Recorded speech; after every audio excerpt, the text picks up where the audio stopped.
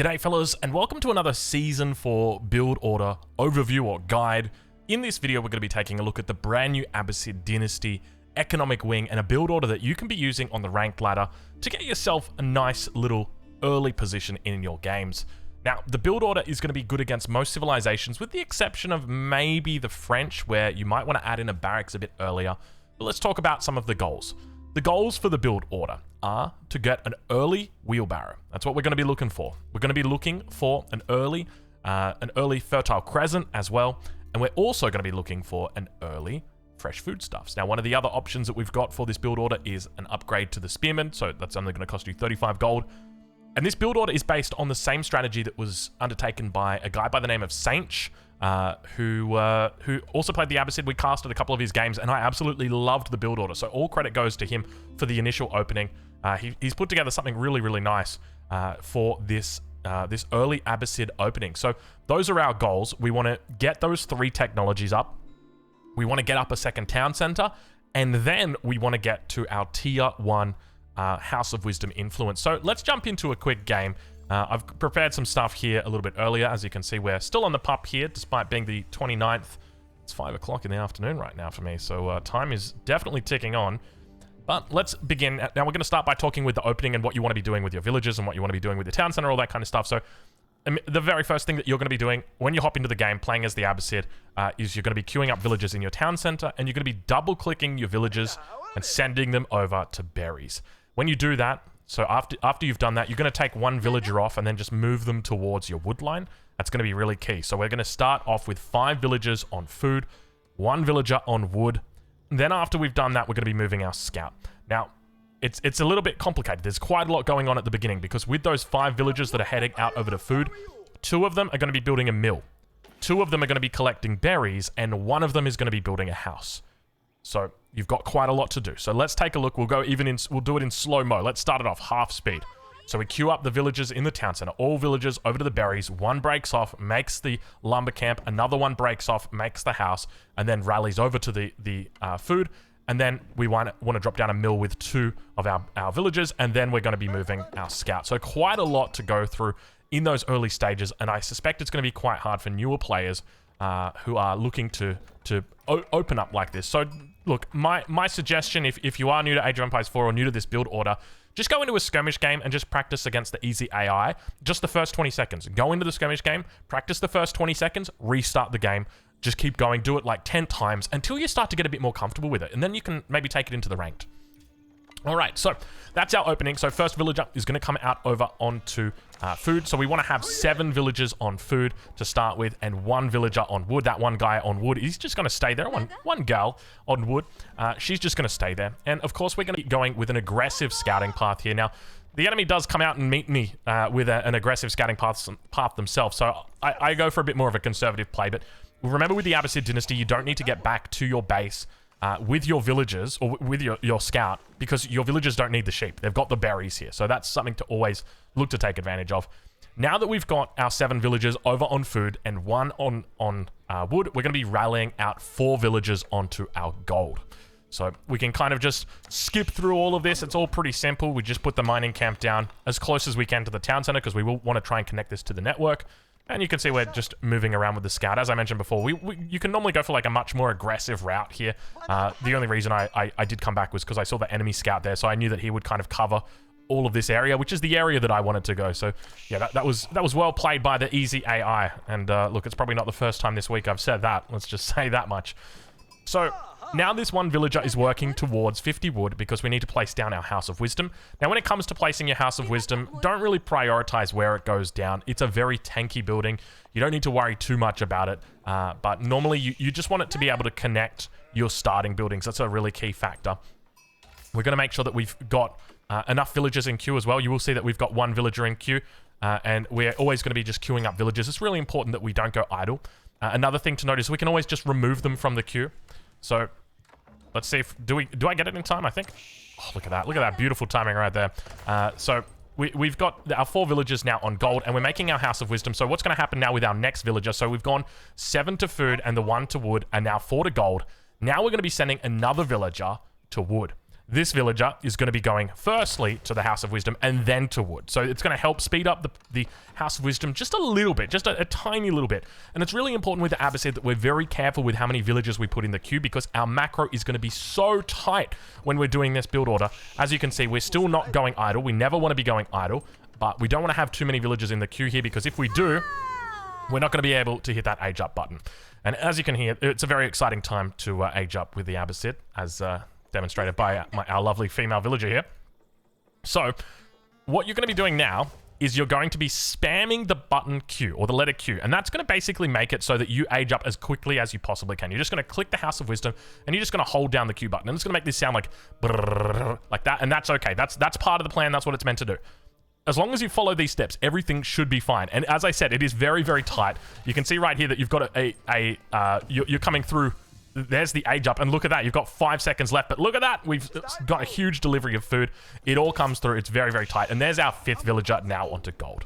So now that we've got 5 villagers out onto gold, and we've started aging up, we don't need any more villagers on gold here. So in total, just recapping, 7 villagers on food, and the starting villager also on wood, and then 4 out to gold.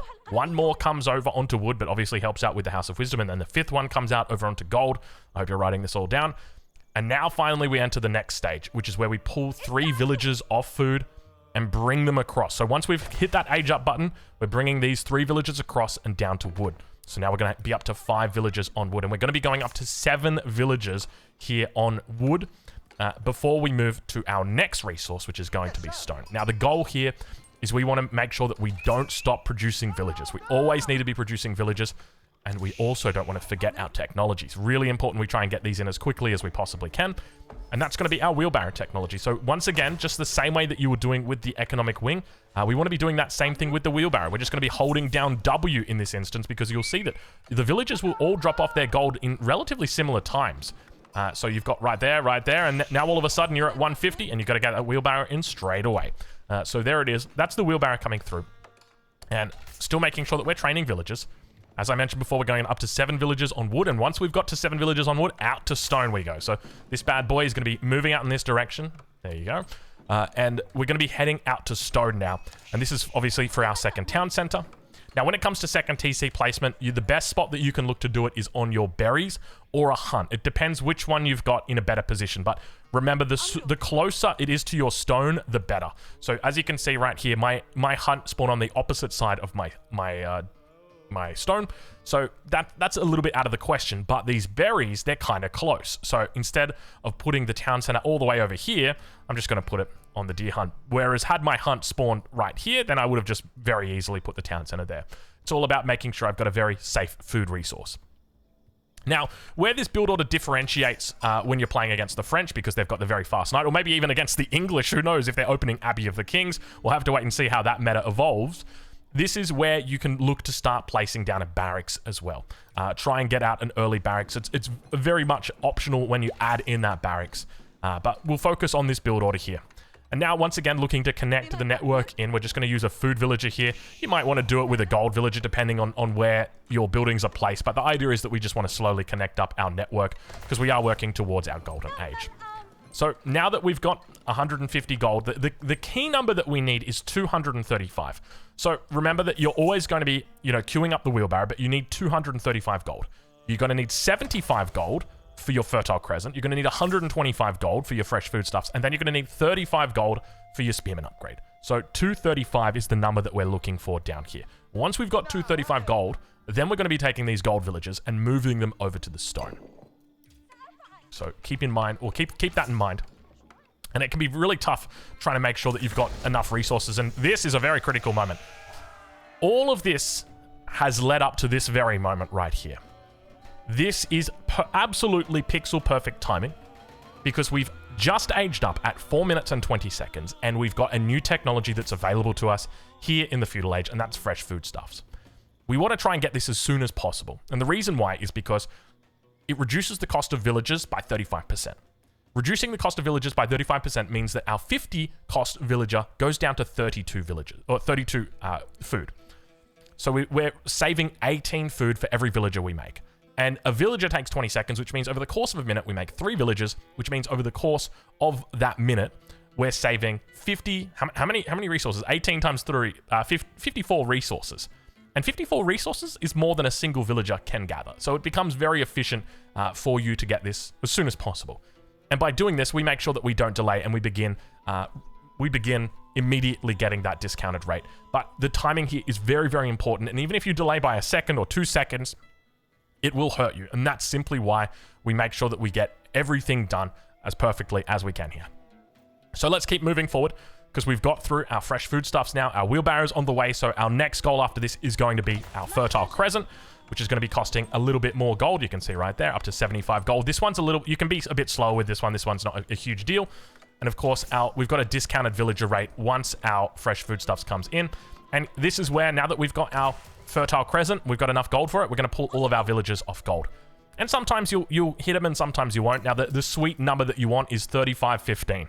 3515 gold is how much gold should be on here. And I appreciate there's so much information that I'm putting through right now, so you may have to go back and watch this once. I definitely had to go and watch the game more than once just to see how complex this build order was. But 3515 is your magic number. Once you get to that, that's when you're going to be able to pull your villagers off gold. You can see I pulled them off here a little bit earlier. Leave one villager back on the gold. That's going to collect 10 gold, and then I'll move him over, or her over, to stone as well. So now we've got that villager in queue immediately after fresh foodstuffs has completed. I think that we probably played... Oh, we did pay 32 food for that one. I wasn't sure whether it would be 50 or 32. But now we've got that 35 gold, so that's going to be for our spearman upgrade. Obviously, if you don't want to make spearmen, don't get that extra 35 gold. It's much of a muchness. And now we're going to go up to 9 villagers out here over on our stone. And once we've got our 9 villagers over on stone, that's when we're going to start rallying out to food. Because 4 villagers on food, well, that's just not going to cut it. And now we're going to be a bit careful, because it's creeping up upon us very, very quickly, this town center. You've got 9 villagers that have got wheelbarrow. There is the potential right here to have 135 stone in these wheelbarrows and not even realize that, oh, that's how much they were carrying, because they've got the wheelbarrow and there's 9 of them, right? So what you really need to do is be looking at the stone. It's very, very key. So it's going to cost you 262 stone to place down your next town center, which means that once there is 938 stone left on the stone outcropping, you can pull these bad boys off. So let's have a look. So that's our golden number, okay? 930, what did I say? 936? 938, I think it is. Yeah, 938. It's 262, so 938 makes sense. So we're going to watch it, and as soon as it crosses that 938, boom, we're going to pull off our villagers. Not too bad. We're a bit of stone over. But there you go. And so that's a town center that was ready to place at 0525. That's a pretty good timing right there for that second town center, considering we got wheelbarrow, fertile crescent, and we've also got, of course, fresh food stuff. So this right here has formed the basis of, in my opinion, the best Abbasid opening that you can do in Season 4. I think this is a really good start or standard opening that you can do. From here, you've got so many options as an Abbasid player. You can go to Castle Age really quickly if you want. You can add in a 3rd town center if you want. You can look to play a lot of military. It depends on what you like. But for me, I think a strong feudal age is really important as the Abbasid. That way you can look to try and secure more town centers as well, because the more town centers that you make, the more you're going to be taking advantage of your cheaper villages and, of course, your cheaper town centers. Which are about 200 resources cheaper than everybody else pays for it. So if you're throwing out town centers over here and over on the deer hunts are the best, because you don't have to drop a mill on it. You still have to drop a mill on your berries just because you want to get the bonus berries. But yeah, ideally you want to be throwing those in. So let's go through exactly what the rest of this game looks like from here. So I'm going to throw down a barracks in this situation. Now, if I was playing against the French in a real game here, I've just got a French AI. That's because that's what it spawned in for me. If I was actually playing against a French player, I would be dropping down my barracks prior to this. I'd probably be leaving about like 1 extra villager on food throughout this, and I'd be just getting out 1 or 2 spears. And those 1 or 2 spears are going to be guarding my stone villagers, and then they're going to be guarding my town center over here. Town center is going to be a little bit delayed, maybe 20 seconds, 30 seconds, something like that. But it's going to mean that it's guaranteed to get up without losing any villagers, because even though this is a very quick town center for the Abbasid dynasty, 548 is more than enough time for your enemy to begin attacking you. So just be aware of that, okay? Or be aware of that. Be wary of that. You guys get the point. So now that we've dropped down the second town center, not only are we working towards the barracks, but we're also going to be working towards the golden age. So we're sitting at 6 out of 10 at the moment. That's going to be 7 out of 10. That's going to be 8 out of 10. And we're making sure that we extend out our influence towards this town center. That's what we want, because we want to try and grab as many buildings as we can. Now, of course, you can always extend out to the mining camp as well. That's not a big issue, but you're going to be making, like, when you think about it, right, like, your villages are going to be centralized around this town center. So it means that if you're looking to build more buildings, you're going to go grab those villages and you're going to build buildings around that town center. So the sooner you get that connected to the network, the better it is, because it means that those buildings are all going to be connected to the network as well. So that's a really important goal. Whereas this stone mine, it represents one building, but we're not, just a heads up, I don't go for any more stone in the feudal age here, just simply because I'm happy with the 2 town centers, and that's the build order that I'm showing. Whereas, like, because there's no villages here, I'm not going to be building any additional buildings out here. Therefore, it's not as important or relevant for me to connect it to the network. I hope that makes sense. So town center coming up this side of 6 minutes 20. Not a bad little timing. And now we're going to start working on our production. So we've got the first spearman that's rallied out towards the town center. And then we're also going to be following it up with our hardened upgrade. And as you can see, we've got 0 gold in the bank. Just enough to get our hardened upgrade. Now, there will be a point in the future with the Abbasid dynasty that we start gathering gold, but that isn't for quite some time away. You can very happily play the Abbasid dynasty from this position with no gold for the next 5 minutes. Very, very easily, very happily. And the main reason why is because you're just going to be looking for a very basic standard army: spears, horsemen, archer. And that's all you need. You don't really need upgrades because you're scaling with your villages, and you're spending more and more resources on your military than your opponents because your villages are cheaper. So this is one of the big bonuses to the Abbasid dynasty. So once you've got that hardened upgrade, then you don't really need to invest that much. But obviously, once you do start working towards gold, then that's going to mean that's where you pick up your economic upgrades like horticulture, double broadaxe, those sorts of things. And then, of course, there we go, tier 1 activated. So just shy of 7 minutes. So this is a bit late. Honestly, it's a bit late. I think that you could definitely get it much earlier than what I did. I really wasn't going for it. And you can see just how many resources we've got in the bank now. Another thing to note is that Fertile Crescent reduces the cost of your economic buildings and your houses as well, which means that your houses are only 37 wood. Your mills, lumber camps, mining camps are all only 37 wood. Now, that also affects your farm. So it makes your farm transitions easier as well. It affects, I think your market is also affected, but there are so many things that this affects. But the main thing for me is that it affects houses and it affects your mining camps and lumber mills. So what that means is it's cheaper for you to go towards that second tier of Golden Age, which is exactly what we're going to be looking to do, because we're going to time that second tier of Golden Age with getting all of our researchers, because we're not looking to get any more research done at the moment. We're just very happy building up. But once we do eventually build up and get that gold income coming through, that's when we're going to be looking to get our research. So now moving into a pretty standard composition that you will see a lot of Abbasid players go for: Spearman, Horseman. Really nice aggressive combo. It can force fights effectively. But we will need to add in archers at some point because your enemy will start mixing in spears themselves. And now we're balancing. Our town centers, one of them is going to food and the other one is going out to wood. So it's very easy for us to balance here, because if we've got extra food, then we make extra horsemen or extra spears. If we've got extra wood, then we're making extra buildings that go towards that, where are you? Over here, our Golden Age. So we're up to 15 now. We can also throw in more production. So we're throwing in more production here, but we'll throw in more houses as well down behind this town center where there's a little bit more space. And that's another example of an easy way to balance your economy. You know, we often look at the English as a really easy to balance economy civilization, because if you make a council hall and a barracks, you just make the unit that you've got more resources of. If you've got lots of food, you can make lots of spears. If you've got lots of wood, you make lots of longbows. So very easy to macro for. And it's the same concept here. And it's kept very simple by the fact we're not going for any gold. There'll be a point that you can just kind of point at, there's a point that you will just be able to look at and say, okay, I want gold now. And what you're going to do is just rally both town centers to your gold. And it's going to very quickly start shooting up. But we do now see plenty of units coming out. Like, it happens so quickly because your production goes down very, very fast. Now, your production cost does not decrease. Okay, so your stables, your archery range, your barracks are still going to cost 150. So don't get too excited about that. It's only the economic buildings that are going to be affected. But obviously, farms being affected is a really, really big thing, and it just makes your transition much easier. So now we're throwing down houses, even though we don't need them, because we're starting to stack up a fair bit of wood here. So you can see I'm just like, okay, well, you know what? I'm just going to throw down a couple of houses here with different villages, and we're going to start working towards that next Golden Age. And then at the same time, we might decide to rally out to gold a little bit later. You get the point. And so now we're throwing down that archery range. And I think this is the great thing about the Abbasid dynasty. I really feel like with this civilization, there's no such thing as too much production. You can just keep pushing out like non-stop production with this civilization. Honestly, I feel like at this point I could probably add in another 3 or 4 barracks or stables or archery ranges, and I'd still be able to support that. For most of the time in this, you know, post 6 minutes, I've been supporting 2 racks, 2 stable very, very easily, and that's obviously kept up and continued at this point in time.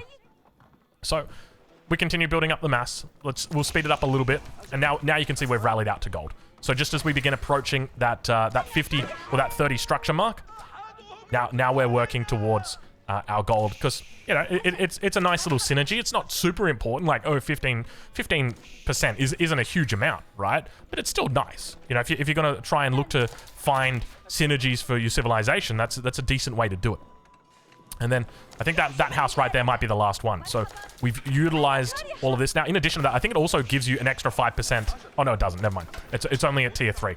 I think they buffed that. It used to be 10% at tier 1, then 15, then 20%. But I think they just made it 15% at tier 1. Actually, yeah, they did. I remember that now. And so that's pretty much it. So from here, we're just looking for our upgrades, and we're eventually going to be looking to age. But we've got a really decent mass. We've got a really good composition that you're going to be able to beat most players with. You can actually beat the French with this composition. It's one of the civs that you can actually beat knights in the feudal age with, just simply because of phalanx. Phalanx is going to give you a huge amount of potential against enemy knights. So something to consider, that you're quite happy to spend a long time in feudal age. But now we're looking to pick up our upgrades. I think I actually didn't get horticulture here, so that was a bit of a mistake on my part. You definitely want to be looking for horticulture pretty early on. And make sure you take advantage of the natural resources that are around your base, okay? Don't think about transitioning into farms too early. You want to try and get out here, look to try and take advantage of the hunts. Make sure you chuck an outpost down there, you know, just play the French style. 1 outpost and 5 villages, and you throw down a mill, that kind of thing. Very, very easy to defend that way. But even at this point, like, we don't have that many units in queue, but we don't need to. Like, our resource management is very, very easy here because we've got all of this production. So I think that's going to be it. From here, it's a very simple transition to Castle Age, throwing down more and more production, and that's pretty much it. That's how the new Abbasid's going to play. I'm a really big fan of this build order. I love it to pieces. I think that Saints did a great job with the opening. Working out everything down to quite literally the second is perfect. The fact that your age up lands at 4 minutes and 20 seconds, it's just like, it is immaculately done. So big shout out to him. And yeah, I hope you guys enjoy this Abbasid build order, and I hope it brings you lots of points on the rank ladder. We'll catch you in the next one. Thank you for watching.